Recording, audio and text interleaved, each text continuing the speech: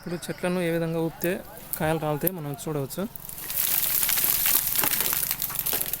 అవి ఎట్లా రాలేవు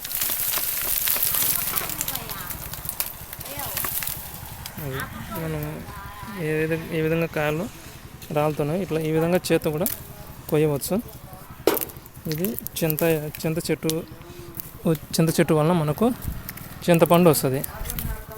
ఈ చింతపండు అనేది ఈ విధంగా లోపల ఉంటుంది. దీంతో చింత తొక్కు చేసుకోవచ్చు, చింతపండు వస్తుంది. కానీ ప్రభుత్వాలు చింతపండు అవసరం కావాలంటారు కానీ చింత చెట్లు అవసరం లేదన్నట్టు అన్నీ నరికించి వేయడం జరుగుతుంది. ఇది నీచమైన ప్రభుత్వ విధానాలకు. అది ఇప్పుడు ఒక చెట్టు ఒక కొమ్మని ఎన్ని కాసిందో కొన్ని చెట్లు అయితే దీనికి 4 ఇంతలు కాసాయి. ఇది పెద్ద చెట్టు కావడం వల్ల ఆడికి కాసింది. అంటే ఈ గ్రామంలో 100 మొక్కలు ఉన్నాయనుకుంటే ఇప్పుడు ప్రస్తుతం 20 మొక్కలు కూడా లేని పరిస్థితి.